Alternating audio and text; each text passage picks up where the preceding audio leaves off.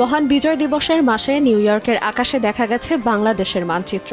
আকাশে কোনো আতশবাজি বা আলোকচিত্রের মাধ্যমে নয়, বরং প্লেন উড়িয়ে ফ্লাইট রাডার ব্যবহার করে আঁকা হয়েছে এই মানচিত্র।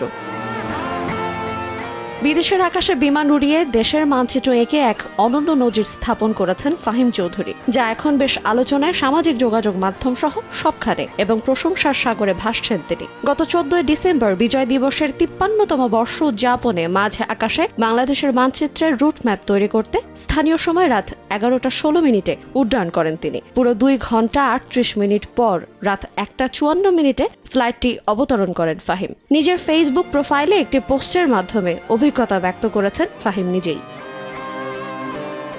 নিউ ইয়র্কের রিপাবলিক বিমানবন্দর থেকে প্লেনটি উড়িয়ে আকাশে বাংলাদেশের মানচিত্র এঁকেছেন ফাহিম চৌধুরী। সেসনা 172 ব্র্যান্ডের এয়ারক্রাফট দিয়ে ফ্লাইটটি পরিচালনা করেন ফাহিম। তার বন্ধু আসাদ আবদুল্লাহর সহযোগিতায় অসাধারণ এই কাজটি সম্পন্ন করেছেন তিনি।